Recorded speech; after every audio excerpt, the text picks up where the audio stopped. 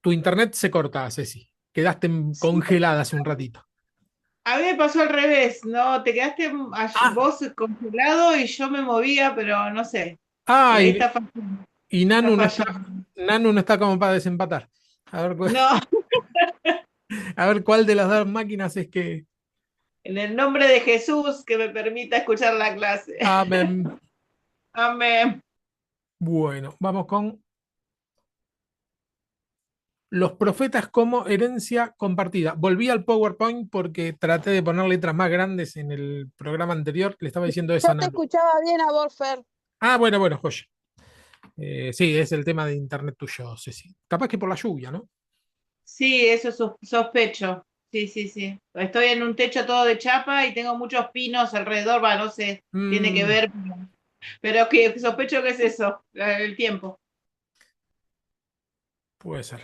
Bueno, los profetas como herencia compartida en el sentido que tanto judíos como cristianos consideramos los profetas, o como los judíos los llaman, los Nevi'im, como Biblia, ¿sí? Parte bíblica, Biblia. Eh, de hecho, bueno, compartimos todo el Antiguo Testamento, pero bueno, como estamos viendo profetas, vamos a ver eso. Profetas en el judaísmo. Los Nevi'im no solo ocupan un lugar estructural en el canon hebreo, sino que son conciencia histórica y espiritual del pueblo, ¿sí? El hecho que lo llamen profetas ya te da una bajada, ¿no? Te da una línea de por dónde se lee. Los sábados, los judíos tienen una lectura que se llama Haftará, que consiste en lo siguiente: los sábados, digamos, los días de celebración. Cada sábado se lee una sección de profetas después de la Torá, es decir, se lee la Torá, una parte del Pentateuco sería, y después se lee a alguno de los profetas que tenga relación con lo que leyeron de de la Torá, ¿sí? Nosotros generalmente los domingos, cuando leemos la Biblia, sí, buscamos que tenga un texto que tenga algún tipo de relación con el texto que venimos leyendo. ¿Está bien? Pero esa relación la establece el predicador, el pastor que va a hacer la predicación, el pastor o el hermano, guiado por el Espíritu Santo, ¿está bien? Pero no hay una norma por la cual este pasaje se relaciona con este, ¿no? Sino que una hora y bueno, el Espíritu Santo te va diciendo más o menos por dónde tiene que ir. Los judíos no. Los judíos a un texto de la Torá le corresponde un texto de los Nevi'im, ¿sí? Una lectura. Esa lectura se llama Haftarah, la llaman Haftarah. Vincula la ley con la voz profética, trayendo su mensaje al presente, ¿sí? Por ejemplo, Payará Jitro es un texto de la Torá con Isaías 6. Sería el Payará Jitro, la lectura de Éxodo 18:20, más o menos lo vemos por arriba, ¿eh? Así que tranquilos. Se lee un sábado Éxodo del 18 a 20 y se asocia con la visión de Isaías 6. ¿Sí? Ambos enfatizan el encuentro. ¿Se acuerdan? Isaías 6 es cuando dice, estaba yo en el espíritu, ¿no? Y dije, muerto soy porque siendo un hombre inmundo, de labios inmundos, han visto los ojos, mis ojos al rey, la habitación se llenó de humo, etcétera. Bueno, pensé que había puesto el ejemplo, pero no. ¿Qué pasa? Encuentran una relación con Moisés cuando sube al monte y todo se cubre de humo y es santificado y es dada la promesa de la tierra y le da las normas a seguir, ¿sí? Las reglas que serían los 10 mandamientos. Termina todo ese episodio con los 10 mandamientos. Éxodo 20. En este caso también encuentran un parecido. Otro ejemplo sería la salida de Egipto con jueces 4:5. Eh, salida al Mar Rojo. El, este, mm, el faraón con carros, con un ejército, con carros, persigue a, al pueblo, ¿está bien? Y hay cierto paralelismo con, eh, a ver si lo puse al texto, el que termina matando, no, vamos a buscarlo, el que termina matando Débora, no sé si se acuerdan, no me sale el nombre, es jueces Sáez, no quiero decir una cosa por otra, no, jueces 4. Eh, Císara, ¿sí? Dice,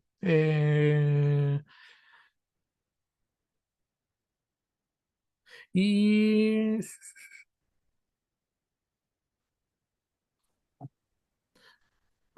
mm, dice, y reunió Císara el 4:13, y reunió Císara todos los carros, 900 carros errados, con todo el pueblo que él estaba, desde Jaroset Goin hasta, Goin quiere decir tierra, ¿no? Ciudad, hasta el arroyo de Sison. Eh, es el potencial del ejército que tenía Císara se compara con el potencial del ejército que tenía el faraón de Egipto. Y de la misma manera que es derrotado, por... pasa esto. ¿Cuál es la comparación? Hola, Gustavo, bienvenido. Bendiciones, bendiciones. Bendición. Saludos. Estamos viendo que el libro de los Nebihim, los profetas, los judíos lo comparan de forma estructural con un pasaje de la Torah. ¿Sí? Entonces, uno de los ejemplos es la salida de Egipto, la comparan con la derrota de Débora hacia Císara. El paralelismo es el siguiente, que es Débora, al ser una mujer que de hecho termina no matándola Débora, sino Jael a Císara. Débora es la que se pone al frente y Jael, otra mujer, termina matándolo y que le pone la estaca, no sé si se acuerdan, en la cabeza a Císara y lo mata. Bueno, este acontecimiento, la particularidad que tiene es que una mujer no existían las mujeres de guerra, ¿sí? No era una generala, sino que era algo improbable que una mujer derrote al general más grande o más amenazante que tenía Israel. Por lo tanto, en realidad, el que derrota es Dios, ¿no? Yahvé. La mano poderosa es de Dios. Y los hombres y mujeres somos instrumentos de él. Lo mismo que en Egipto, los hombres ya no podían hacer más nada porque estaban totalmente acorralados y la mano de Dios es que abre el mar. En ese sentido es que lo comparan. Todos los sábados tienen leen un pasaje de la Torah y la comparan con un pasaje de los Nebihim de forma establecida. No es que un rabino va a decir, para mí se parece más a otro pasaje. No, este pasaje va con este pasaje, está estructurado. La salida de Egipto y el cruce del Mar Rojo se vinculan con la derrota de Débora, con la victoria de Débora. Se reafirma que Dios sigue liberando a su pueblo en momentos de crisis. Es Dios, ¿no? Otro ejemplo es el diluvio se enlaza con la promesa de restauración y paz eterna de Isaías 54. La fidelidad de Dios trasciende el juicio con horizontes de gracia. Profetas, juicios y consolación antes de Tisha Beat. Bueno, acá me puse demasiado hebreo. El Aftarot es la lectura esa se llama así. ¿Sí? Bueno, hay Aftarot de admonición, de consolación, etcétera. Los profetas siguen hablando con palabras de juicio, consuelo y esperanza. El punto es que nosotros no nos vamos a meter en ese asunto, ¿eh? Esto es muy, muy, muy por encima. Pero el punto es que la visión que tienen los judíos y que tenían los judíos en la época de Jesús es que los profetas vienen a explicar o a actualizar lo que se escribió en la Torah.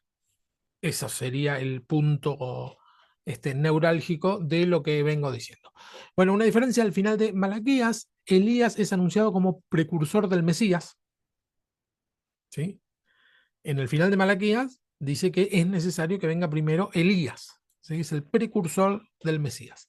En el judaísmo, este anuncio, esta esperanza se simboliza en la copa de Elías en Pesaj. En el Pesaj, tampoco me voy a meter ahí, solamente muy, muy, muy por arriba, tienen dentro de los rituales una copa que se llama la copa de Elías y representa a el que va a anunciar la llegada de el Mesías o el Cristo, que para nosotros este papel lo representó muy bien Juan el Bautista. Es como que esto ya está. Los judíos lo siguen esperando. Eh, Carlos Míguez Díez dice, define a los profetas como conciencia moral de Israel y anuncio de que Dios no ha terminado su obra en el mundo. Ahora, ¿cuál es la diferencia con el cristianismo? ¿No? Vemos que lo agrupan así los judíos, lo tienen como una especie de actualización, o sería no actualización, sería una demostración práctica de la ley. ¿Sí? Esta es la ley y así es como se ha de cumplir. Bueno, Jesús y los apóstoles reconocen los Nevi'im como escritura inspirada. Jesús dijo muchas veces, no he venido para abolir la ley, sino para cumplirla. Jesús habla con voz profética, típico profeta Jesús. Esto de ir y, por ejemplo,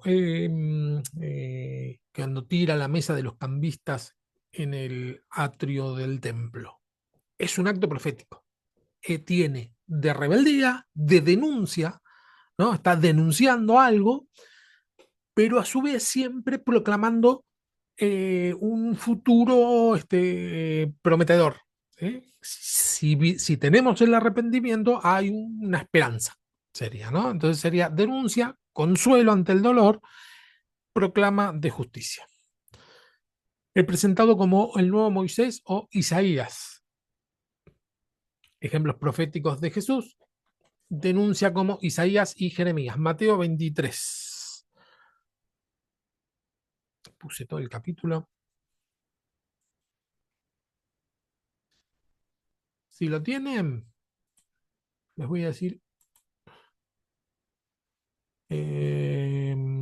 Así no. Vamos a leer un pedacito nomás. Jesús acusa a los escribas y fariseos, entonces habló Jesús a la gente y a los discípulos diciendo, en la cátedra de Moisés se sientan los escribas y fariseos, así que todos los que digan que guardéis, guardadlo y hacedlo, mas no hagáis conforme a sus obras porque dicen y no hacen. Esto es interesantísimo lo que dice.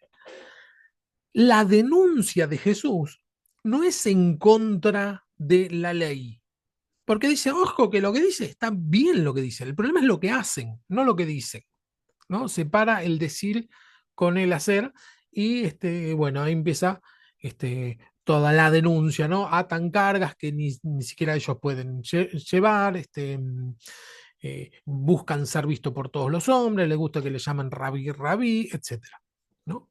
Y dice, ay de ustedes hipócritas, ¿no? Empiezan con los ayes, ay de ustedes, escribas y fariseos hipócritas, porque recorréis más mar y tierras para ser un prosélito, y una vez hecho, las hacéis dos veces más hijo del infierno que de vosotros, ¿no? Denuncia, denuncia, denuncia, hay de ustedes, etc. Y después viene el lamento, Jerusalén, Jerusalén, que matas a los profetas y apedreas a los que te son enviados. ¿Cuántas veces te quise juntar a tus hijos como las gallinas juntan a sus polluelos debajo de tus alas y no quisiste? Un lamento, ¿no? Típico de Jeremías. La denuncia y el lamento. No es denuncia regocijándose en qué mal que estás haciendo. No sé si me explico.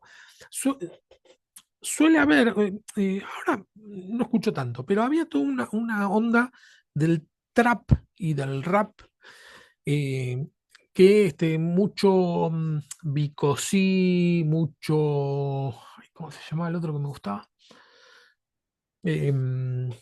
Bueno, ¿qué tipo de canciones de denuncia? ¿No? Sí, sí, sí. Eminem, me acordé. No Claro, sé pero, por qué. claro, Está en inglés. claro, Nada que ver. pero Eminem es, digamos, del mundo, tomando ese el mismo Claro. estilo del mundo, muchos este, músicos cristianos lo tomaron y como es un tipo de protesta, un tipo de música de protesta, ¿no? De decir qué mal que está esto, que más está lo otro.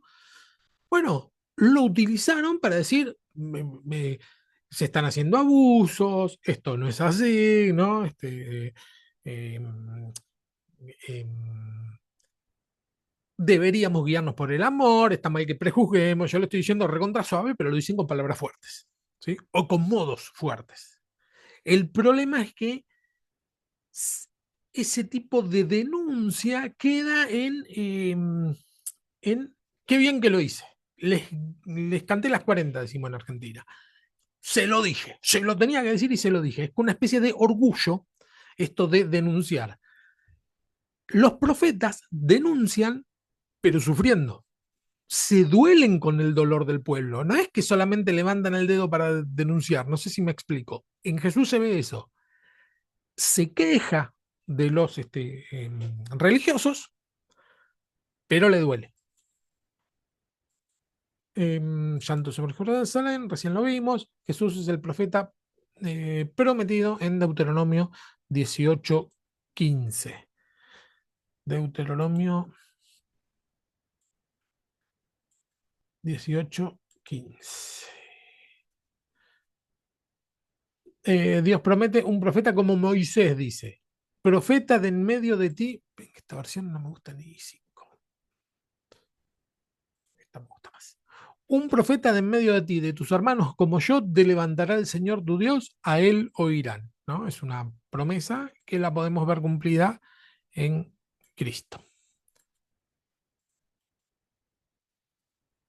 Vamos para atrás. Ejemplos proféticos de Jesús, ya lo dije. Bien. Apóstoles y los profetas, Pentecostés, Pedro cita a Joel 2. No sé si se acuerdan lo que decía en Joel 2. Dice que en los postreros días profetizarán sus hijos y hijas y los ancianos tendrán visiones, etcétera, ¿no? Eh, esa cita de Pedro está haciendo referencia a Joel, uno de los profetas. Está diciendo esto que no entendemos está en los profetas. Jesús resucita y afirma la validez de la ley y los profetas y los salmos. Esto lo habíamos visto la semana pasada. Lucas 24:44. Lucas 24:44.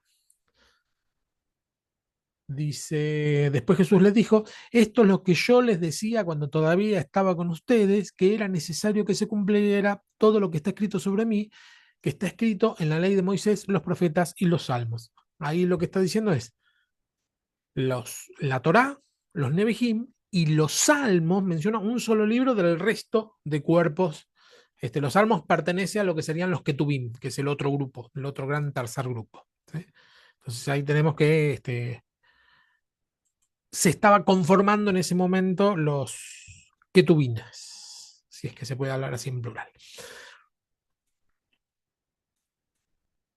Bueno, triple división, lo que dijimos recién, la Torá, que va de Génesis a Deuteronomio, Nevi'im, que son los profetas anteriores y los profetas posteriores. ¿Se acuerdan de esa división? Profetas anteriores son lo que nosotros no llamamos profetas. Josué son 4. Josué, jueces, Samuel, reyes. ¿Sí? Y los posteriores son los que nosotros sí llamamos profetas, ¿no? Son Isaías, Jeremías, Ezequiel y los 12 chiquititos. También serían 4. ¿Está bien? Los 12 chiquitos son toda esa lista que tenemos justo antes del Nuevo Testamento. Los Ketubim serían los Salmos, Proverbios, Job, Crónicas, etcétera, puse, va a dar todo el resto. La Biblia judía es exactamente la misma que nuestro Antiguo Testamento. Cristo como plenitud. La historia, las promesas y las exhortaciones del canon convergen en Cristo. Los Nevi'im son inseparables del Evangelio. Testimonios académicos, los profetas, va a decir Pablo Hoff, los profetas prepararon el camino para el Mesías. Esto es interesante. El profeta desenmascara la idolatría del poder. Esto ya lo dije. Diferencias claves.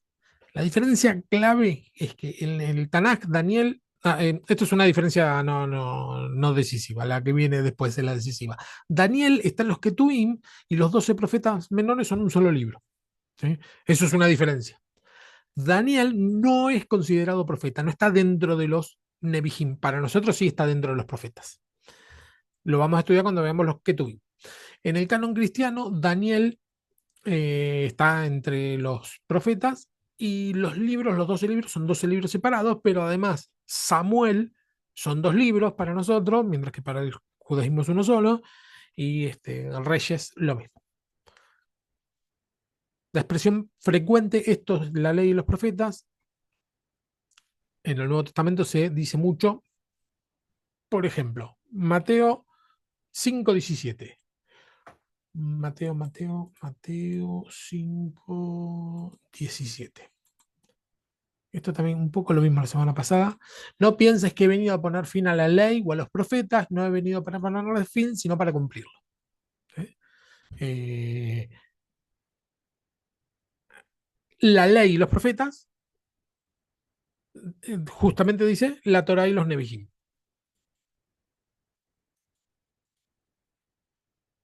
Y estos son otros pasajes, ¿no? Jesús lo dice acá y Pablo también dice en Hechos 24:14.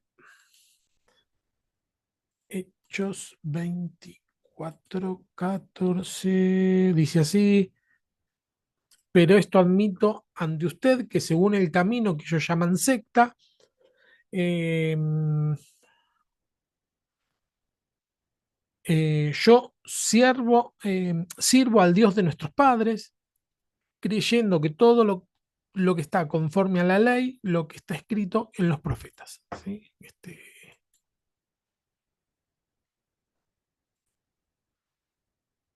me gusta más.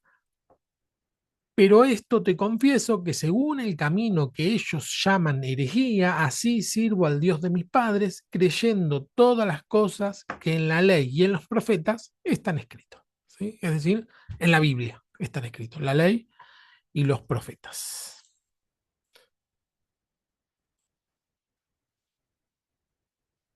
Bueno, la ausencia de los ketubín en el Antiguo Testamento, pone dice la ley, los profetas y los escritos. No menciona al grupo los escritos. En tiempos de Jesús, la triada aún no estaba consolidada. Ese es el motivo simple. Se consolidó después del año 70 cuando se derriba el templo, ¿no? Cuando se cae Jerusalén en manos de los romanos. Los Ketuvim eran usados, pero sin autoridad canónica plena. ¿Sí?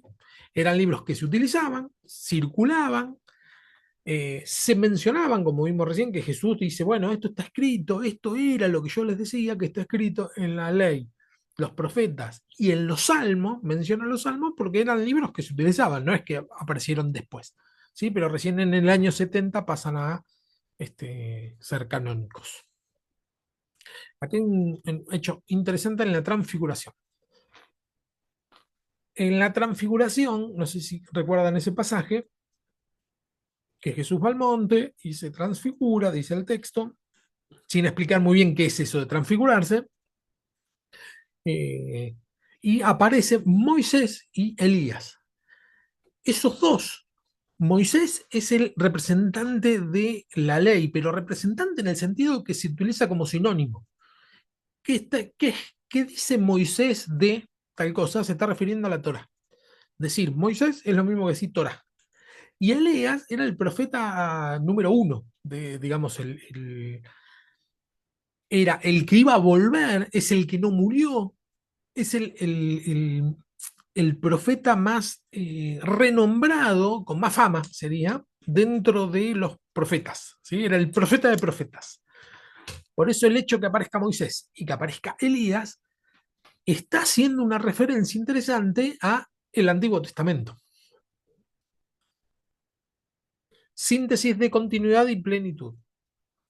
Y el punto es este, que están ahí reunidos y una voz del cielo dice, este es mi hijo, a él oíd. El hecho que diga, está Moisés y está Elías, pero hay que escuchar a Jesús, es la clave que nosotros tenemos para decir, bueno, todo lo que leemos de Moisés o de Elías, tenemos que oírlo de la boca de Jesús. ¿Sí? Es decir, todo lo filtramos en Cristo. Todo lo que leemos del Antiguo Testamento se tiene que acoplar a la enseñanza de Cristo. Tiene que pasar por el filtro de Cristo. En Cristo, digamos, tenemos la clave hermenéutica para entender el Antiguo Testamento. Y este es uno de los pasajes claves, ¿no? Este es mi hijo, a él oíd. Ya no se escucha solo la ley y los profetas, sino al hijo. Sentido teológico, Jesús no reemplaza a la ley y los profetas, los cumple y los trasciende. Por eso es una especie de filtro. Es como la clave hermenéutica, ¿sí? Eh,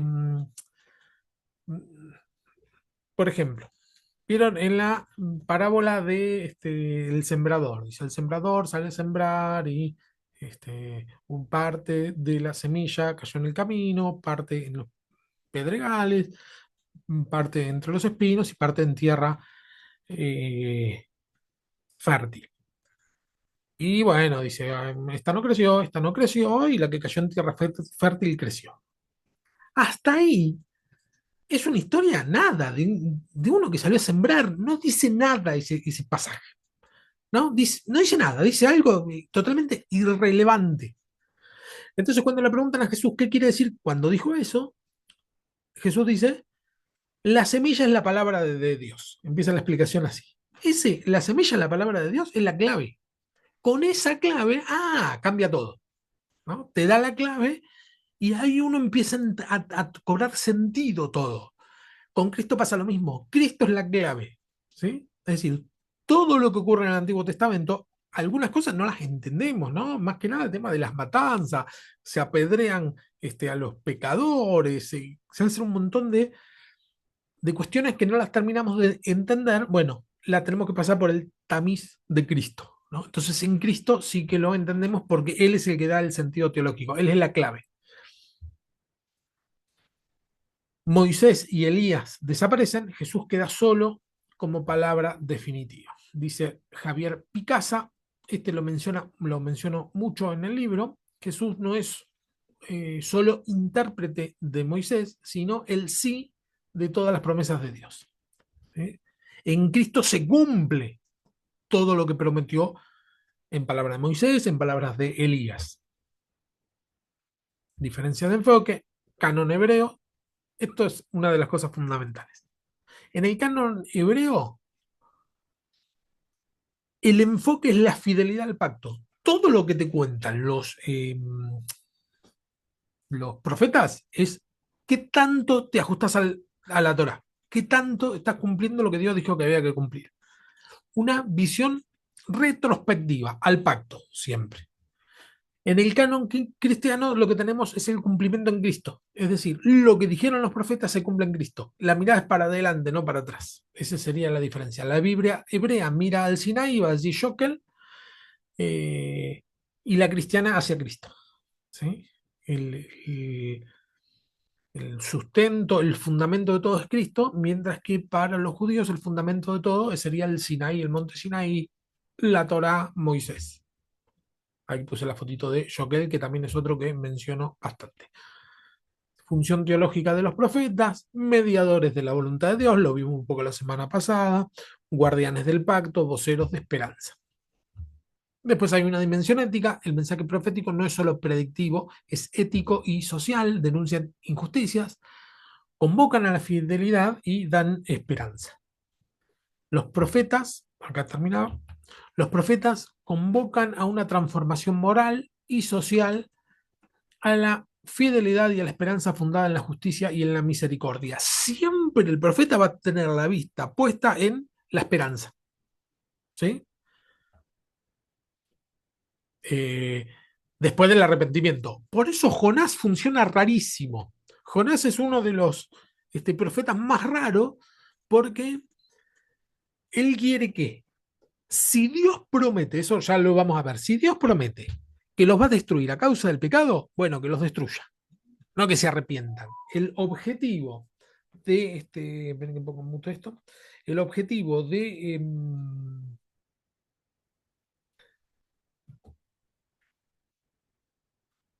el profeta siempre va a ser el arrepentimiento. Así que lo había puesto en mute y no.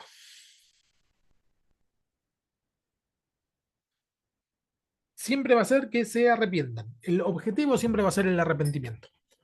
Jonás funciona rarísimo. ¿Está bien? Preguntas hasta acá, porque la vez pasada no dije preguntas hasta acá y me dijeron, ¿cómo no preguntas si habían preguntas hasta acá?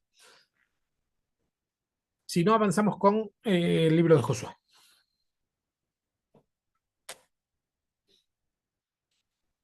Perfecto, avanzamos con el libro de Josué. Ahora sí, nos vamos a la Biblia. Lisa y llanamente, libro de Josué. Bueno, Josué es interesante porque es un libro de transición entre los jueces, bueno, es obvio lo que voy a decir, ¿no? Los jueces y la Torá, pero el punto es que en el relato hace de puente porque pasa a ser una especie de primer juez, Josué, ¿sí? Sigue el relato para saber qué pasó después que salen del desierto, que entran a la tierra prometida, ¿no? Cuenta esa parte de la historia y empezamos a ver que es uno de los primeros que organiza. Casi podríamos decir que es un juez, es uno de los líderes principales en Tierra Prometida. Es el precursor de todo. Es decir, es el que culmina la etapa anterior de salir de Tierra de Egipto, constituirse en un pueblo para ser el primer líder. Josué sucede a Moisés, pasando de legislador a caudillo militar, ¿sí? Líder. Su misión, traducir las promesas de la Torah en acción concreta. Por eso es uno de los libros proféticos, porque la Torah se hace concreto desde el punto de vista judío, ¿no? Es decir, bueno, todo lo que está dicho en la Torah, así es como se implementa. Contexto histórico y autoría, el libro de Josué conecta la Torá con los profetas anteriores, tradicionalmente atribuidos a Josué, pero con ediciones posteriores. El punto de la autoría está adjudicado o atribuido a Josué, que el mismo Josué es el que escribió, eh, pero, aquí viene el gran pero, técnicamente hablando, por escrito, se puso mucho después. Todos estos relatos, si Josué fue el que los formuló, los daba de forma oral. ¿Sí? Habría algún escrito suelto, pero se iban dando de generación en generación de forma oral y se ponen por escrito recién cuando son cautivos en Babilonia. Así que pasa un buen tiempo antes de ponerse por escrito. Por eso es muy difícil decir quién escribió la Biblia. Bueno, si la escribieron todos y no la escribió ninguno, es imposible saber. La crítica moderna lo ubica en la historia deuteronomista. El Antiguo Testamento se puede diferenciar, hay varias tradiciones, pero hay dos muy importantes, que es la tradición deuteronomista y la tradición yavista. La deuteronomista es fácil de encontrar porque es el que habla de lo que sembrás, eso cosechas. ¿Sí? Esa es la típica deuteronomista, la tradición deuteronomista o teología deuteronomista. Todo el libro de Josué, vamos a ver eso. Que si haces algo malo te va mal, si haces algo bueno te va bien.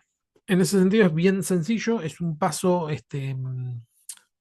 inicial para entender un principio bíblico, ¿sí? O un principio teológico, que es que si haces lo bueno te va bien, si haces lo malo te va mal.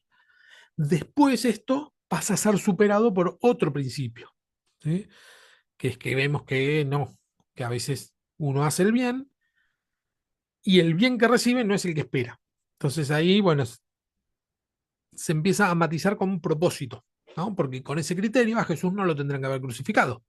Hizo el bien y le fue mal, mirándolo desde el punto de vista eh, objetivo o deuteronomista. ¿Qué pasó? Bueno, no, hay una cuestión de propósito. ¿Sí? Entonces, bueno, tal vez uno dice, no, yo estoy haciendo todas las cosas bien, sin embargo, yo diezmo siempre, sin embargo, no salgo de la pobreza. Bueno, tal vez hay un propósito para que sigas, que ahora lo desconoces, pero tal vez dentro de 5 o 6 años tenga que predicarle a alguien que de ninguna otra manera le predicaría si estuvieras en un lugar distinto al que estás ahora, ¿no? Eso es por poner un ejemplo. Pero bueno, Josué no es así. En Josué las cosas son bien simples. Teología del pacto. El propósito central es reafirmar la fidelidad de Yahvé como condición indispensable para poseer la tierra. Hay que ser fiel al Señor para poseer la tierra. No sos fiel al Señor, te va mal. La obediencia se convierte en la clave de la historia nacional. Ahora vamos a ver por qué. Conquista y obediencia. El mandato inicial, sé fuerte y valiente, cuidando de cumplir, etcétera. ¿No? ¿Se acuerdan ese pasaje? Yo te mando que seas fuerte, que seas valiente. Es una frase que se predicó mucho, ¿sí? Muchos la hemos recibido en algún momento como aliento, ¿no? La caída de Jericó subraya la acción divina sobre la fuerza humana. Acá viene uno de los temas clave muy parecido a la salida de los israelitas de Egipto. ¿Qué pasa? La caída de Jericó no tiene nada que ver con la lógica guerrera, con la lógica, con la táctica militar. No tiene nada que ver con nada. Es una, desde el punto de vista militar, es una ridiculez. Desde el punto de vista teológico, es uno de los temas más profundos que hay, que es que no importa lo que hagas, el tema es que seas obediente. Porque si sos obediente, el Señor es el que te saca con mano poderosa, no vos con tus propios medios o con tu propia inteligencia. Ese sería el punto central de la caída de Jericó. ¿No? Da tantas vueltas, toca trompetas. Eso no es una táctica de guerra. Eso es un acto de obediencia y de fe. Bueno, entran a la tierra, destruyen la tierra. ¿Por qué voy acá a Jericó? Jericó es el primer lugar que se encuentra en la primera ciudad con que batallan, ¿no? En la tierra prometida. La posesión de la tierra es signo visible de la alianza con el Señor, ¿no? Promesa condicional, permanecer depende de la fidelidad al pacto. ¿Sí? Es condicional, no es una promesa sine qua non, no es que Dios lo dijo y lo va a hacer. Una promesa condicional es Dios lo dijo y lo va a hacer siempre y cuando vos hagas lo que Dios te dijo que hagas. ¿Sí?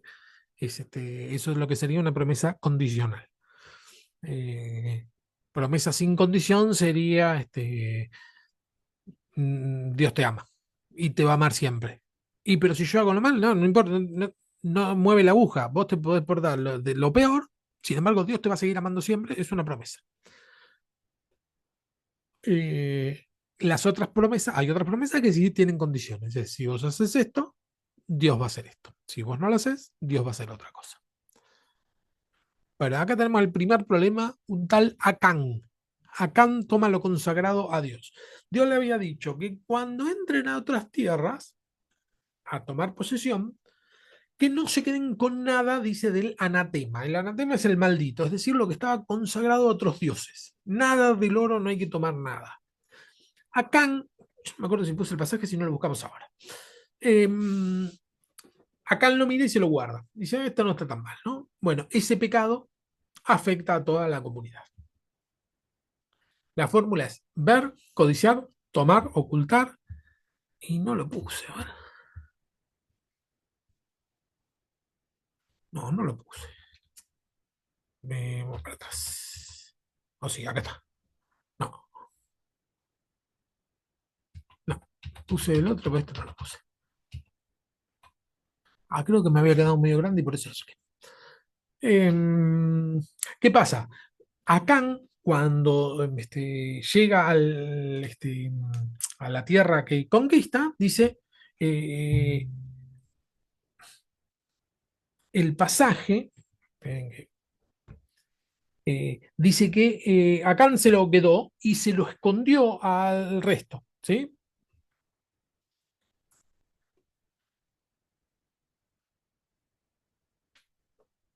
No les decía nada. ¿Qué pasó con el no decirle nada? No es que fue un- no le salió bien, digamos.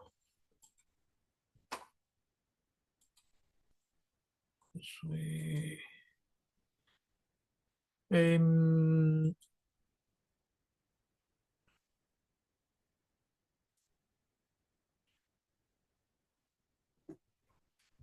Dice Josué 7:3. Y volviendo Josué le dijeron no suba todo el pueblo, sino que suban, lo que van a hacer es tomar ahí, se llamaba el lugar donde iban a tomar, y se van, no hace falta que vayan muchos, que vayan 3.000 personas, y ya está, con eso alcanza, no hace falta más. Van y pierden, corren, mueren un montón de, de hermanos, y mueren en la lucha, les va mal, ¿no? Y Josué dijo, ay Señor, ¿para qué nos sacaste? ¿Para qué nos mandaste? ¿Para que muramos en manos de los amorreos? ¿No era mejor quedarnos del otro lado del Jordán? El mismo reclamo que hacían los judíos cuando salieron de Egipto, ¿no? ¿No era mejor quedarnos en Egipto? Este le dice, ¿no era mejor quedarnos en el desierto? Y Jehová le dijo a Josué, dice así, el 10, levántate, ¿por qué te postras así sobre tu rostro? Israel ha pecado y aún ha quebrantado mi pacto que yo les mandé, y también han tomado del anatema y hasta han hurtado, han mentido y aún lo han guardado entre sus enseres. Por esto los hijos de Israel no podrán hacer frente a sus enemigos, sino que delante de sus enemigos volverá la espada, etc. Uno de los temas básicos en esto es que el pecado de uno recae sobre todos, porque los que mueren no es Acán, que es el que guardó el oro, ¿no? Los que mueren son los que fueron a pelear contra Ai, que no tenía nada que ver con este tema.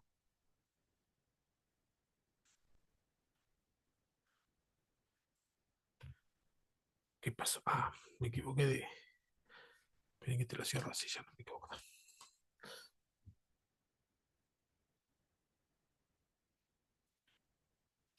Toma lo consagrado y su pecado afecta a la comunidad. La comunidad comparte la bendición de la fidelidad y la consecuencia de la infidelidad, ¿sí? Es decir, cuando son todos obedientes, todos se benefician. Cuando uno es infiel, la consecuencia recae sobre todo. La derrota de Nai muestra el impacto estructural del pecado. El Valle de Acor, memorial de juicio y de purificación, ahí en este Valle de Acor, más tarde reinterpretaron como puerta de esperanzas, ahí dicen Oseas 2:15. El fracaso no viene de la fuerza insuficiente, sino de quiebres internos. Es así, es. Y todo Josué está visto en lectura de fidelidad o de infidelidad, no en vista de qué tan buen estratega era. ¿Sí? Después nosotros, por ejemplo, vamos a ver más adelante a eh, Salomón, que era un tipo, un estratega, un estadista, sabía dónde hacer guerra, dónde no hacer, sabía con quién hacer alianzas, con quién no hacer alianzas. El punto central es, en Josué, es ser fiel a Dios o no ser fiel a Dios. ¿Sí? No es que esté mal hacer alianzas, ahora vamos a ver una alianza que hacen, pero el punto central es si esa alianza es hija de la fidelidad o de la infidelidad. La iglesia hoy también debe examinar qué reserva para Dios y qué convierte en botín personal. ¿Sí? Eh, Esto lo hablábamos en otra, no, en esta clase no, lo hablamos en otra clase que estoy dando en Moreno. Eh, Me comentaba un pastor que el narco del barrio había ofrecido diezmar en la iglesia, ¿no? Había llevado no sé cuánta cantidad de plata y tenían en ese momento un problema ético, si aceptarlo o no aceptarlo, y este era uno de los textos que les hacía dudar si aceptar o no aceptar ese dinero. Que estaban en la duda, no se resolvió esa pregunta. Para la visión deuteronomista o la visión de acá de Josué, la respuesta sería simple, no, de ninguna manera. No tendría que aceptar nada que venga de manos no limpias. Otra historia muy interesante es el pacto con los Gabaonitas. Engaño con apariencia de lejanía. Los Gabaonitas ven que estos tipos, los hebreos, vienen, empiezan a conquistar, ganan todo. Porque con los de Ai perdieron, pero después que, porque no termina de contar la historia, después que descubren al pecador, lo que hacen es llevar, lo apedrean, los lleva Josué, los lleva lejos, los apedrean a él, a sus hijos, a sus siervos, ¿no? Los apedrean y después los queman. Y levantan ahí el memorial si algo había puesto, pero no lo, en el Valle de Acor, ¿no? Un memorial de juicio y de purificación, ¿no? Eh, es decir, el pecado se erradica de esa manera, ¿no? Desde nuestra perspectiva, no tenemos que pensar que eso es eh, un hecho que hay que hacerlo de forma taxativa, sino desde el punto de vista espiritual, obvio. Eh, bueno, engaño con apariencia de lejanía. Los gabonitas ven que están ganando, que son gente brava, entonces lo que hacen es, eran vecinos, vivían al lado. Lo que hacen es agarrar un pan viejo, agarran unos cueros viejos, ¿no? Y aparecen ahí, se aparecen en el campamento de los israelitas. Y le dicen, mira, nosotros cuando salimos de casa, este pan estaba recién horneado, ahora fíjate que está todo duro, para mostrarle de qué tan lejos estaban viniendo. Sí creo que puse el pasaje. No consultan al Señor y terminan pactando. Dice así, Josué 9:14. Los hombres de Israel tomaron de la provisión de ellos y no consultaron a Jehová. Y Josué hizo paz con ellos y celebró con ellos alianza, concediéndoles la vida, y también lo juraron los príncipes de la congregación. Pasado 3 días después que hicieron alianza con ellos, oyeron que eran sus vecinos y que habitaban en medio de ellos. ¿Sí? Hacen el pacto y después dicen, no, pero estos eran nuestros vecinos. ¿Cuál es el punto acá? Que no consultaron a Dios. El problema no es que se hicieron alianza o no hicieron alianza. El problema es que les pareció posible, por las pruebas que les mostraba, que esa gente venía de lejos y que no eran vecinos, ¿no? Entonces acordaron que iban a ser sus siervos. Implicancias del error, el juramento debe cumplirse aun si fuera obtenido con engaño. Esto también se ve mucho en la Biblia, ¿no? Es que no importa cómo hiciste el juramento, si fue con engaño o fue sin engaño, una vez que hiciste el juramento se tiene que cumplir. Se hicieron el juramento que iba a haber paz entre estos dos pueblos y bueno, ya está, el juramento lo hicimos. Medio parecido a lo que pasó con Israel, Jacob, con su hermano. La bendición que hace el papá a Jacob es por medio del engaño de la madre, eh, que le pone que estaba ciego y le dice que él era el hijo porque le pone piel de oveja, una cosa por el estilo, le dice porque era peludo el hermano, y le dice, bueno, bendecime. Cuando viene el hermano, entonces lo bendice a Jacob pensando que era, eh, se me fue el nombre. Bueno, el hermano, ya me va a salir. No, no me sale. Pensando que era el hermano. Esa promesa, esa Esaú, bendición. ¿no es, Fer? Esaú, gracias. Esaú. Pensando que era Esaú. Bueno, es un engaño. ¿Qué clase de bendición puede llegar a obtener el hombre ese? Y sin embargo, cuando llega Esaú, le dice, bendecime, y no, ya me lo gasté todo en tu hermano. Es decir, di la palabra y ya está. Dirían los viejos de hoy en día, mejor dicho, dirían los viejos hoy, En mi tiempo, la palabra del hombre valía, decía don Hermes Pinzón Solano. En mi época, la palabra del hombre valía. Eh, Generalmente, los más grandes solemos recordar las promesas firmes que había. Bueno, no sé cómo eran allá en los años 30 o 40, pero en esta época sí era en serio.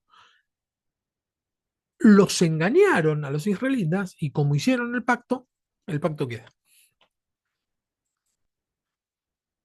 Una mala decisión arrastra años de gestión, porque este problema se esparció a través de los años. El pacto con los Gabaonitas marca la historia de Israel. Romper pactos más tarde trajo hambre y juicio. En Samuel 2, en 2 Samuel 21, perdón,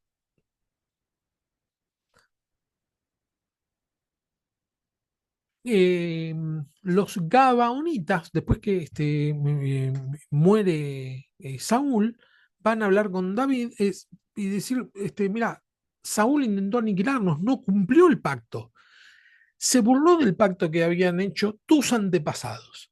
Entonces David dice, sí, hizo mal Saúl, bueno, ¿qué querés que haga? Y bueno, entregame los descendientes de Saúl y vamos a matarlos a todos.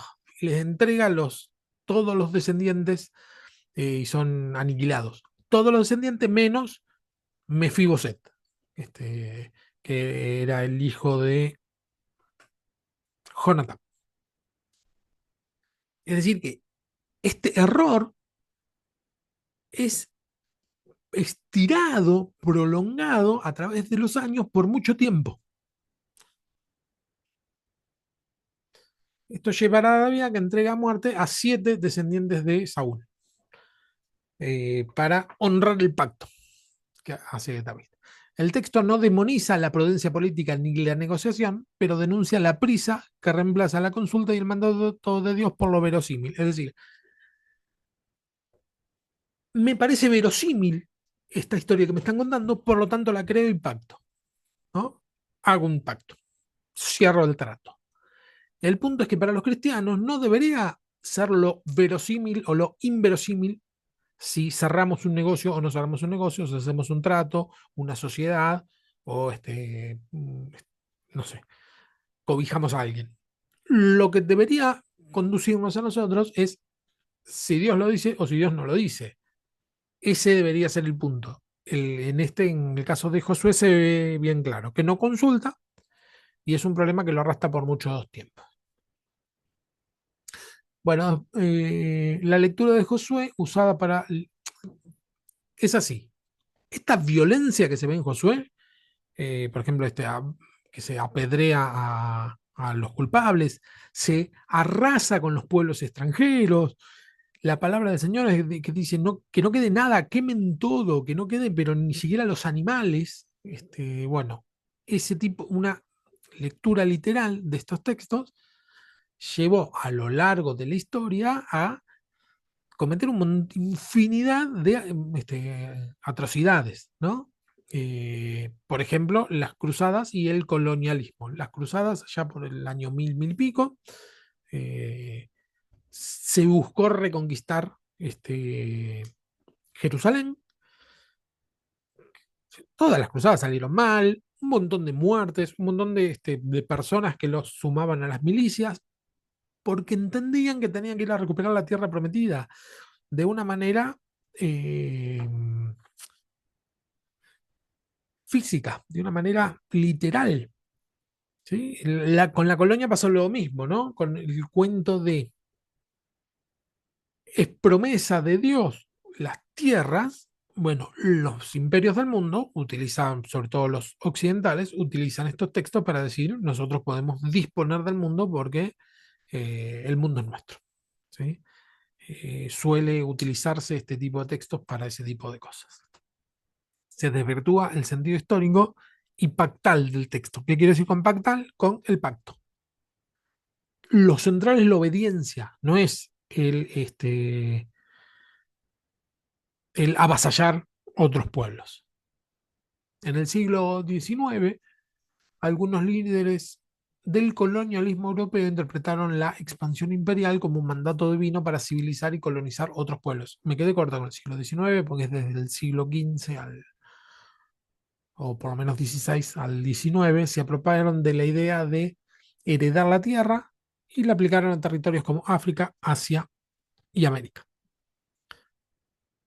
Heredar la tierra tiene que ser desde el punto de vista espiritual. Nosotros los cristianos por lo menos deberíamos verlo de esa manera. En la actualidad, grupos extremistas han usado la retórica de Jesús para legitimar expulsiones forzosas y violencia contra comunidades minoritarias, presentando el despojo como mandato divino.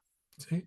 Eh, Hoy por hoy hay una especie de, como que renace un poco el tema de lo que es la xenofobia y el odio al extranjero, o por lo menos desprecio al extranjero, atribuyéndole los males propios, ¿no? Esto es porque los paraguayos nos vienen a la Argentina a sacar el trabajo. Y la verdad es que los paraguayos vienen a trabajar, no a sacarnos el trabajo. Y de últimas, deberíamos tener más amor al trabajo y no tendríamos problemas. Suele haber ese tipo de discurso. Y desde el Profe, Sí, Gustavo. eh, quería hacerte una pregunta que hace tiempo he estado tratando de terminar de resolver. Es referente cuando tocaste el tema de las cruzadas. Sí. Eh, en sí, las cruzadas fueron ideas alocadas que nacieron, o sea, de dónde sale? ¿Hay un artífice o fueron muchos artífices para que se diera lo de las cruzadas? Porque si el tema era rescatar a Jerusalén, entonces yo supongo pues de que se estaban dando como focos de violencia en diferentes lugares, ¿no? Era así. No, era. No, no era por focos de violencia. Estaba tomado por eh, el mundo árabe, no sabría decirte qué grupo en particular. La Iglesia Católica, desde el papado, con sus ejércitos, ordenan en distintos años, pero pasaron mucha cantidad de años entre una cruzada y la otra, decir, bueno, vayamos a reconquistar la tierra prometida. Jerusalén se perdió enseguida. La iglesia de Jerusalén es la primera iglesia cristiana, es en Jerusalén, la primera, no la romana. Pero se pierde enseguida, apenas los romanos invaden allá en el año 70, se pierde. Es una iglesia pujante y se pierde. Y desde entonces estuvo en manos siempre de un poder distinto. Por el año 1000 yo solo estudié bien, pero ahora no me acuerdo bien cuál fue lo que motivó la primera cruzada, pero fueron temas políticos, ¿no? De ir tomando territorio por cuestión, eh, digamos, se utilizaba la promesa como excusa, pero en realidad lo que querían era reconquistar una tierra, un territorio eh, que servía como estrategia para dominar sobre todo la parte occidente con la parte el puente entre Occidente y Oriente, que Oriente estaba totalmente perdido. Eh, pero ninguna cruzada prosperó, pero masacrados fueron todos, porque es como que eran ejércitos medios improvisados, ¿sí? No le quedaba nada de la gloria del imperio romano. Quedaba el papado nomás y querían reconquistar. Te lo puedo averiguar bien para la semana que viene, pero el punto era ese. El punto central era, es una excusa para expandirnos.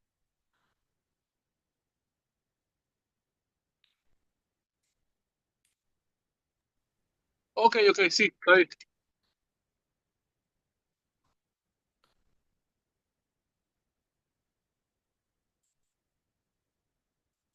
Advertencia teológica, Severino Croato, la lectura del horizonte histórico convierte el texto en arma ideológica. Perdón, la lectura fuera del horizonte histórico, esto pasa con todo, pero más con los libros sagrados. Eh, por ejemplo, mirando a unos vecinos. El Corán no manda a inmolarse. ¿Está bien? Uno dice, no, los musulmanes están locos, el Corán los vuelve fundamentalistas.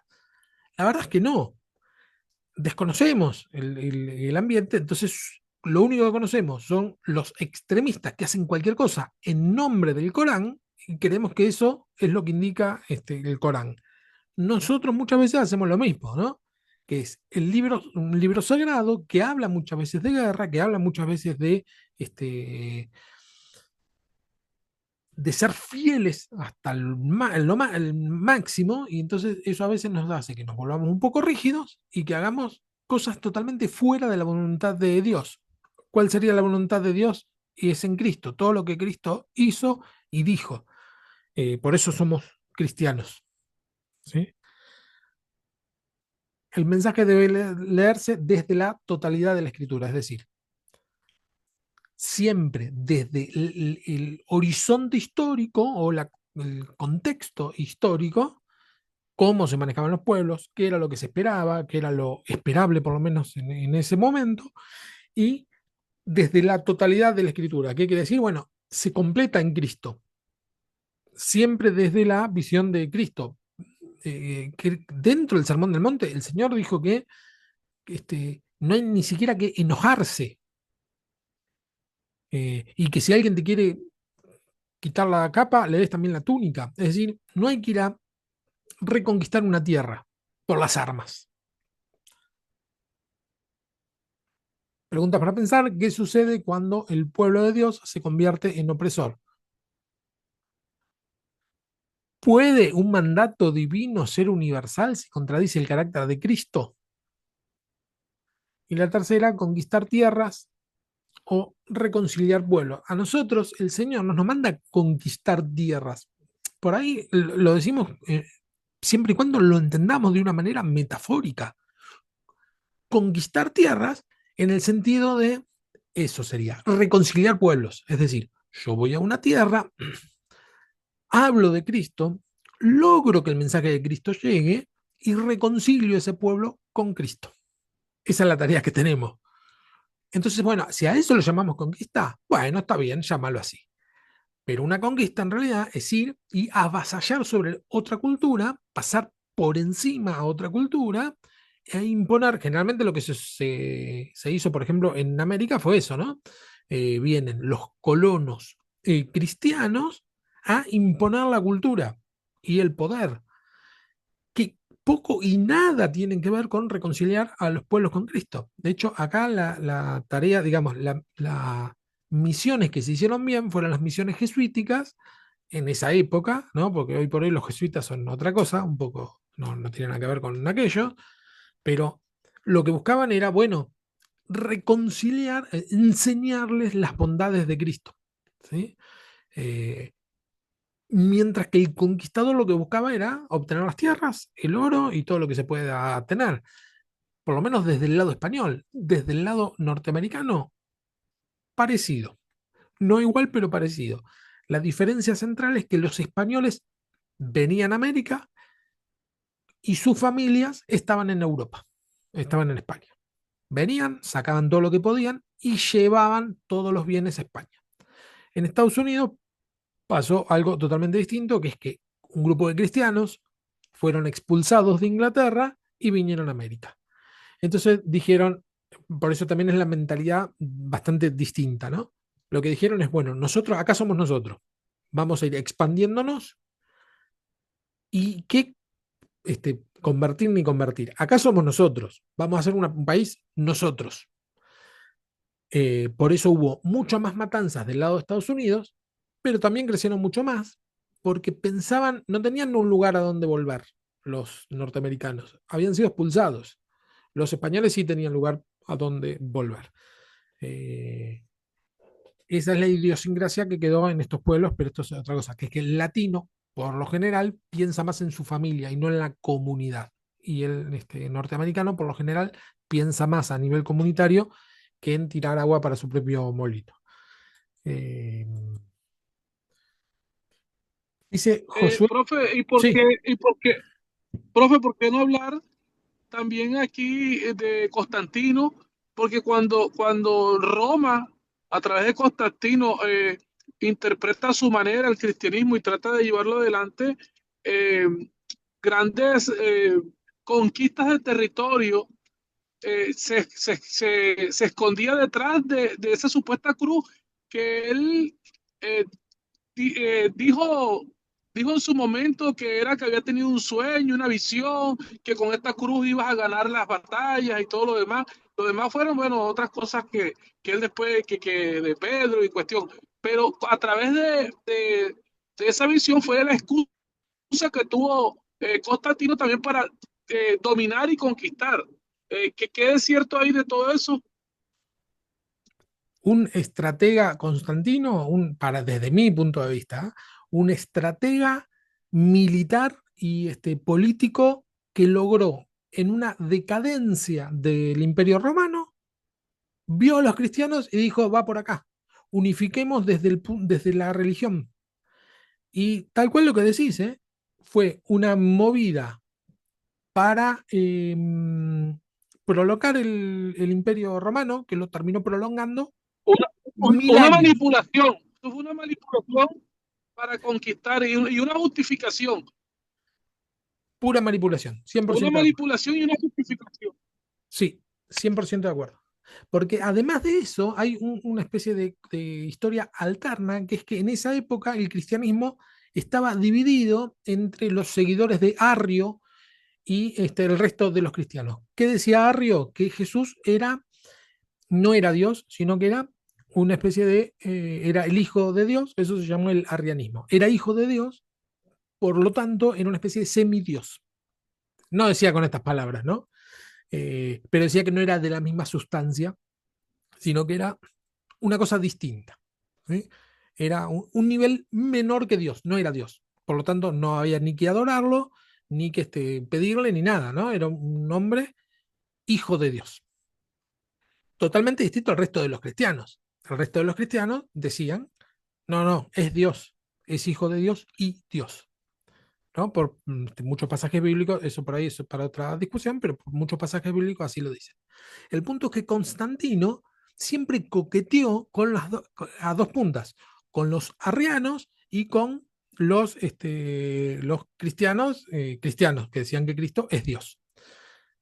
Y no se bautizaba. Constantino se bautizó antes de morir por los arrianos. Se terminó, o sea, es decir, que ni siquiera podemos decir que fue cristiano, porque se terminó bautizando diciendo que Jesús era un semidios. Eh, sí, así que inclusive dentro de lo que sería el conocimiento cristiano o la movida cristiana, ni siquiera él era cristiano en serio. Y después lo que hizo fue armar la iglesia católica. Eh, porque estaba la iglesia de Roma, que era una iglesia muy grande, pero una iglesia cristiana, normal, y lo que hizo fue armarla igual que el Imperio Romano, ¿no? Con las diócesis y cada miembro tenemos al principal, que sería el Papa, y él gobierna sobre un grupo de cardenales y los cardenales sobre obispos y etcétera. No, bien, bien piramidal y el emperador por arriba de todo. Ahora, para armar toda esa estructura necesitó eh, mucha gente. Entonces ponía a cualquiera, no ponía cristiano, no es que, bueno, se armó la iglesia. A cualquiera, él, Constantino, y después los otros emperadores que lo sucedieron, a cualquiera, que sea que responda políticamente. Era un armado político, nada más, para sostener la estructura. El punto es que le funcionó porque 1000 años más después duró con mucho poder la Iglesia Católica. O sea, heredó lo que sería la estructura del Imperio Romano, la Iglesia Católica. Eh, y por eso uno dice, pero esto de cristiano no tenía nada. Y la verdad que no. Pero bueno, sí, es conquistar. El mismo es utilizar la Biblia en beneficio político, en beneficio territorial, en beneficio de lógica de guerra o de conquista. Josué 21. Habló Jehová a Josué diciendo, habla a los hijos de Israel y diles, señalaos las ciudades de refugio, de las cuales yo les hablé por medio de Moisés, para que se acoja allí al homicida que matare a alguno por accidente y no a sabiendas, y os servirán de refugio contra el vengador de la sangre. Y el que acogiere en alguna de aquellas ciudades se presentará a la puerta de la ciudad y expondrá sus razones en oídos de los ancianos de aquella ciudad, y ellos la recibirán consigo dentro de la ciudad y le darán lugar para que habite con ellos. Si el vengador de la sangre lo siguiere, no entregará en sus manos al homicida, por cuanto hirió a su prójimo por accidente y no tuvo con él ninguna enemistad antes. Esto de la ciudad de refugio es ¿cómo se dice? Disruptivo con las políticas que se solían utilizar en aquella época. La ciudad de refugio es eso, ¿no? Es, bueno, si alguien mata a alguien por accidente, bueno, van a haber unas ciudades donde se puede refugiar el asesino. Le está dando derechos al asesino que lo hizo sin querer. ¿Cuál es el derecho que le da? Decir, bueno, está bien, no puedes estar en esta comunidad, una especie de castigo tenés que tener, pero no te vamos a apedrear porque fue sin querer. ¿Qué hacemos con esta persona? Bueno, que vaya a una ciudad para cuidarlo de los que vayan a vengar esa sangre, ¿no? De los familiares del que mató sin querer, que no vengan y que lo maten. Es muy novedoso este sistema. Las ciudades de refugio garantizaban juicio justo y evitaban venganzas. Es el punto entre. Hoy por hoy, para nosotros es esperable que el sistema penitenciario, las cárceles sirvan para, ¿cómo es que se dice? Para rehabilitar a los delincuentes, ¿no? Después, si funciona o no funciona, son dos pesos aparte. Pero cualquiera diría es si una cárcel funciona bien cuando la persona sale mejor de lo que entró. Y si funciona mal, es que sale peor de lo que entró, ¿no? Porque dentro de nuestra idea es, bueno, tiene que haber un lugar donde las personas que están muy mal, bueno, guardarlas de que no las asesinen y que puedan prosperar. ¿Sí? Es un poco contraintuitivo, pero tiene que ver con esto. Mejor dicho, esto. Voy a salirme, profe, estoy manejando. Ah, tranqui, tranqui, tranqui. Dale, nos vemos, Gustavo.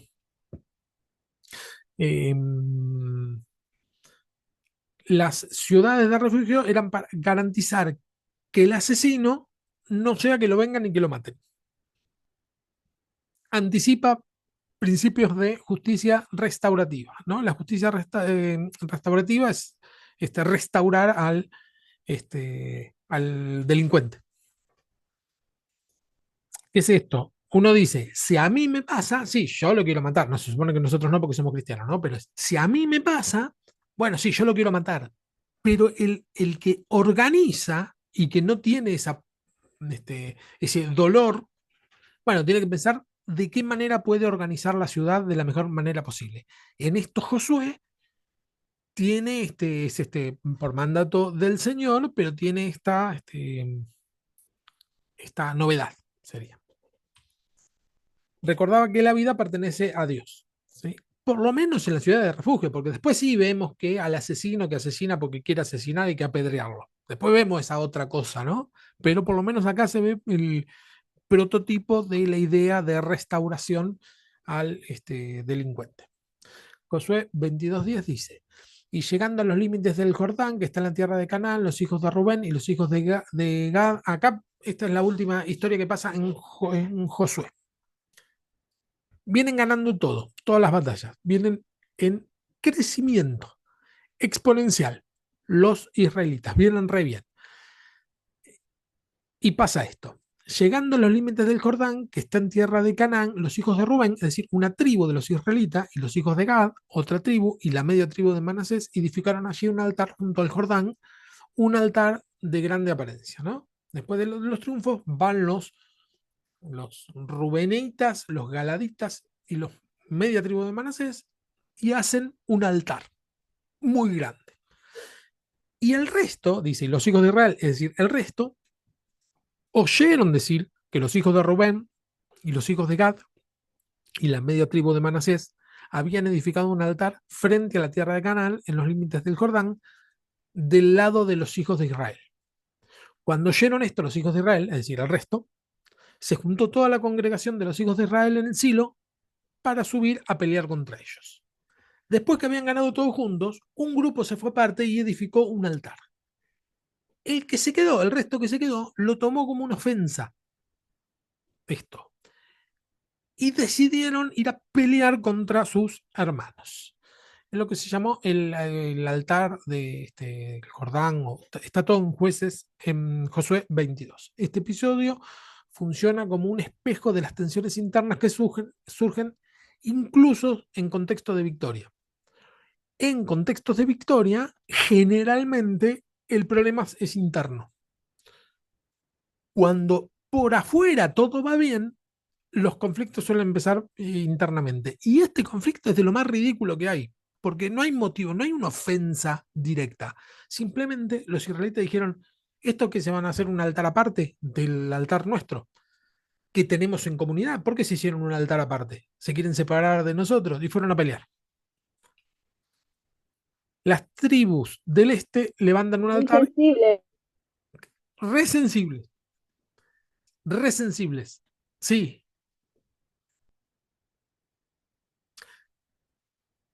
como diciendo que, es el famoso como diciendo que hizo tal cosa como diciendo que sí, pero si no dijo qué, es que no es como diciendo eso, porque si no lo hubiera dicho, pero sí, la interpretación. Sobre todo la interpretación de lo que no entiendo, porque no entendían por qué fueron y hicieron eso. Entonces fueron a pelear porque no entendían. Levantan un altar y es interpretado como rebeldía. Estos se están rebelando en contra de Dios porque arman otro altar para adorar o a otro Dios o a llevarse la presencia de Dios de acá. Bueno, entonces hay una amenaza de guerra entre hermanos, guerra fratricida. El diálogo revela, bueno, van y hablan, va Josué y hablan, y puse el texto acá. Dicen, lo hicimos más bien por temor, dicen, van y hablan, ¿cómo puede ser? Entonces los de Rubén dicen, perdón, esto lo hicimos por temor que mañana vuestros hijos digan a nuestros hijos, ¿qué tenéis vosotros que ver con Jehová, Dios de Israel? Jehová ha puesto por lindero el Jordán entre nosotros y vosotros, oh hijos de Rubén e hijos de Gad. Es decir, lo que dicen es, a nosotros nos separa un río. El día de mañana van a decir, ¿y usted que si están de aquel lado del río y nosotros de este? ¿Qué tenemos que ver unos con los otros? Por eso dijimos, van a decir los rubeneditas, edifiquemos ahora un altar para holocausto, no para holocausto ni sacrificio. Es decir, nosotros no queríamos dejar el altar de sacrificio el único que hay, ¿no? Sino que sea un testimonio entre nosotros y ustedes y entre los que vendrán después de nosotros, de que podemos hacer el servicio de Jehová delante de él con nuestros holocaustos, con nuestros sacrificios y con nuestras ofrendas de paz, y no digan mañana vuestros hijos a nuestros hijos, ustedes no tienen parte con el Señor. Es decir, nosotros lo hicimos para que se acuerden nuestros hijos que nosotros pertenecemos a ustedes, que somos una sola familia. Es decir, lo hicieron pensando en la unidad futura y eso terminó resultando en una potencial pelea. El conflicto enseña la importancia de escuchar antes de juzgar. La fidelidad no se demuestra destruyendo, sino preservando la unidad. Advertencia final va a decir José Luis Sicre, la defensa de la fe no puede convertirse en pretexto para la agresión. La pureza doctrinal no justifica el rechazo violento a otro. Es decir, la pureza tiene que ser para uno, no para el otro. Yo no puedo decirle al otro, vos, sé puro, porque ahí el problema lo tengo yo. Y ese es el final de la Es presentación. como la salvación. Sí, tal cual. Claro, que la salvación es de uno. Ahora sí me congelé. La salvación es personal, está bien, pero también la consagración. Y cada uno sabe hasta qué se consagra o qué le está pidiendo el Señor en cada momento. Si yo, por ejemplo, un día digo, eh, no se me ocurre. No se me ocurre nada, algo que no No, ofenda a alguien. querer convertir a alguien y decirle y obligarlo yo creo que a una persona que obligás a ir a la iglesia y eso sería que está mal Eso. también. Pero además entre hermanos. Vamos a suponer. Yo me Claro. empiezo a levantar todos los días a las 5 de la mañana para leer la Biblia. Hasta el de 5 a 6 leo la Biblia. ¿No? No, no pasa porque en realidad duermo a esa hora, pero vamos a suponer que lo empiezo a hacer. Y entonces veo a algún hermano y le digo, ¿vos qué leíste a las 5 de la mañana? No, nada. ¿Cómo puede ser? A las 5 de la mañana hay que orar porque el Señor te levantes ahora. Sí, también eso te lo dijo a vos. O sea, es lo que empiezo a hacer yo, empiezo a transferirlo a que si los demás no lo hacen es que algo mal están haciendo. Eh, Lo eso, bueno sería invitar a esa persona, si quiere. si quiere, y si no, no, y no pasa nada, porque no es que cuando yo no lo hacía estaba en pecado, o sí, ¿no? Así con un montón de cosas, este, de que tiene que ver con cuestiones nuestras, ¿no? De un crecimiento en el camino del Señor. Es progresivo, va de a poco, sabemos qué es lo que el Señor espera de nosotros y debemos hacerlo. Que el Señor espere de nosotros algo no implica que también lo espere de todo el mundo. Esa manito que se ve ahí, Ceci. Sí, recién vi un gato también. Sí, no, el gato estaba en el trabajo, acá ya estoy en casa ya, por eso Ah, en un bien, bien, ratito bien.